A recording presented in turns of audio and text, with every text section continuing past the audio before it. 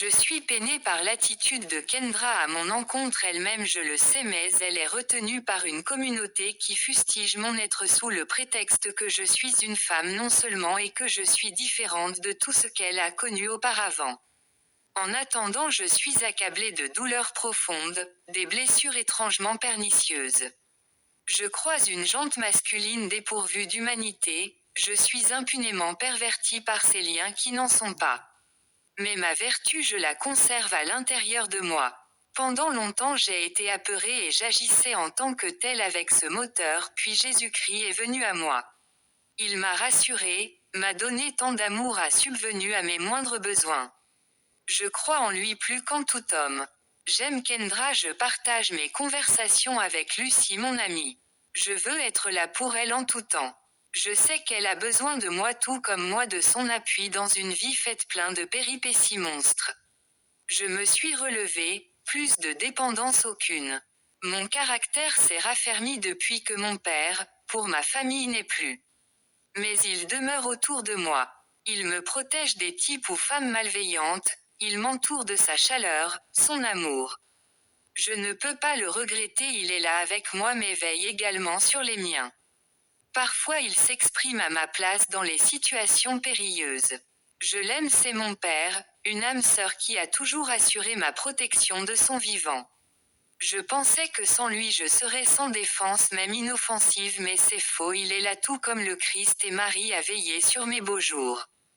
De nature plutôt pessimiste, ils m'apprennent à m'aimer malgré tout acte répréhensible aux yeux de la masse. Je prie, l'essentiel être racheté et lavé de ses péchés.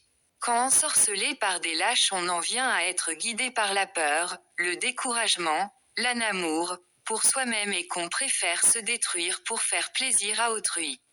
Ceci est malsain et ne doit plus avoir cours. Mes divins m'ont appris à m'aimer, à me faire passer en priorité et surtout ne pas s'abandonner malgré sa volonté dans les bras de personnes nocives, toxiques qu'en temps normal j'aurais préféré négliger. Je me suis relevée. Et j'insiste, je ne suis pas leur produit de consommation ni un objet qui embellirait leur quotidien. Quand j'aime je le fais avec amour. Je ne l'ai jamais aimé, je me fustigeais moi-même par sa mauvaise humeur loin, très loin des miens. Aujourd'hui je réclame justice divine plutôt que celle de paternalistes égoïstes songeant qu'à leur bien-être sans se soucier des altercations diverses en proie à d'ignobles immondices. Merci mon Sauveur le Christ. Merci mon protecteur et bienveillant Père qui m'aime d'ailleurs comme je suis. Et grand merci à Marie qui de là-haut me soutient, me relève et m'aime plus que tout. Non, je ne suis pas orpheline. Oui, j'ai une famille avec mon père pour repère, ma mère comme pilier de ma foi nouvelle, n'en déplaise à qui que ce soit, frère, sœur, qu'importe. Chacun son semblant de lumière. À moi la lumière qui vient du ciel et qui me préserve du mal, qui me soulève face aux embûches et déverse en moi des vérités. En quête de bonheur je choisis, je souhaite, j'implore que Kendra me revienne pour de plus beaux jours loin de la tourmente au rire narquois. Je t'aime, reviens à moi et vivons ensemble l'amour avec un grand A avant que le ciel nous divise et partage notre maladresse à travers le monde. Montrons l'exemple. Soyons amis mais amoureux, démontrant aux autres que ce sentiment existe et qu'il réside dans nos âmes liées d'éternité en éternité. Lucie, ma confidente, sache que je serai toujours là pour toi. Tu as une place privilégiée dans mon cœur.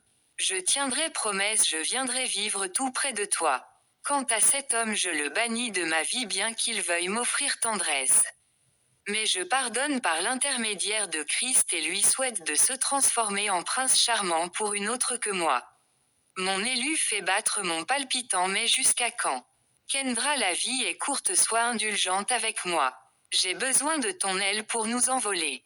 Trompe ce sortilège lancé contre nous, écarte-toi des jalousies et reviens à moi pour de meilleurs lendemains. Je te dédie ce recueil. Prends soin de sa lecture inopinée, certes mais guérisseuse, pour un temps nouveau. À très bientôt ma famille, mes proches, Kendra, Lucie et tous ceux qui m'aiment.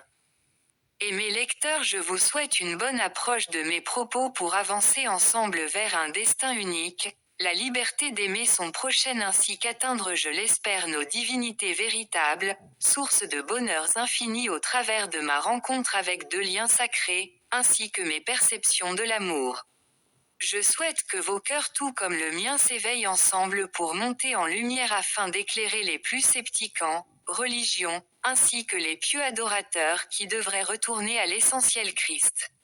Je ne cherche pas à vous convaincre, mais par la force des choses simplement que votre cœur au fil de la lecture atteint l'ouverture. Celle d'un esprit affûté pour un au-delà bien meilleur que cette époque actuelle. La crise Covid est un jour méconnaissable pour l'instant, bien qu'on en ressent les premiers signes, l'Apocalypse, énigme de Saint Jean.